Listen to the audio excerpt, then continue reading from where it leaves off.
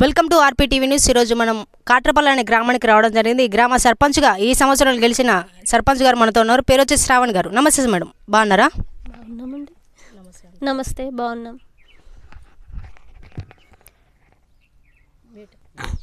మా పేరు వర్కాల శ్రావణి. నేను కాట్రపల్లి సర్పంచ్గా ఎన్నికయ్యాను. ప్రజలు నన్ను ఎంతో ప్రేమతో ఎన్నుకున్నారు. మండల్ సంఘం, జిల్లా వరంగల్ అండి.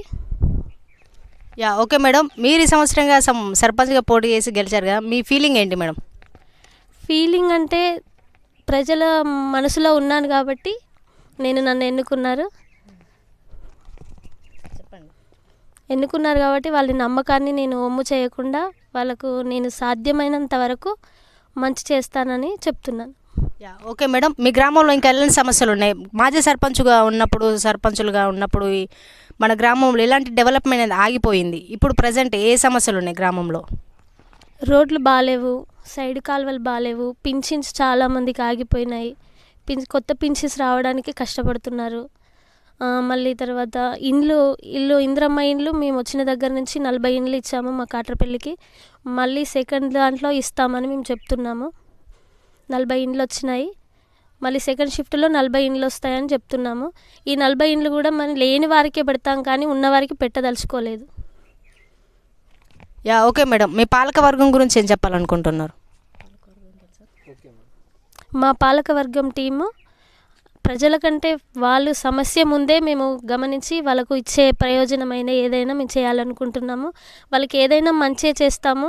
మంచి పాలకులుగా మేము మంచి పేరు తెచ్చుకుంటాం. ఓకే మేడం, మీరు ఈ పెంచుకున్నారు, ఏం కావాలని ఆశిస్తున్నారు? గ్రామ ప్రజలకు మన్నలను పొందాలనే ఆశించాను నేను. వాళ్ళు ఎన్నుకున్నారు, వాళ్ళ మన్నలను పొంది నేను సర్పంచ్గా అయ్యాను.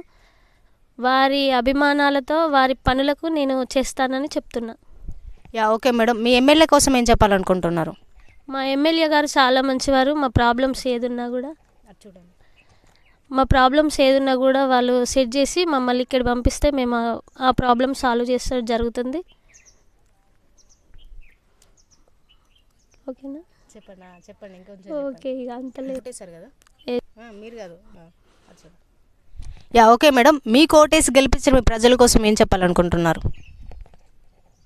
ఓటేసిన ప్రతి ఒక్కరికి నమ్మకంగా అన్ని కుటుంబానికి ఏ సమస్య ఉన్నా పరిష్కరించి వారికి మంచి చేయాలని కోరుకుంటున్నాను. ఓకే మేడం, మాజీ సర్పంచ్గా ఉన్నప్పుడు ఎలాంటి డెవలప్మెంట్ జరగలేదు మన గ్రామంలో?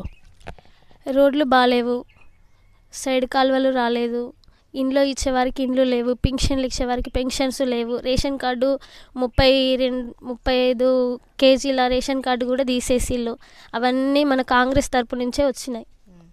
ప్రజెంట్ చేస్తున్నారు.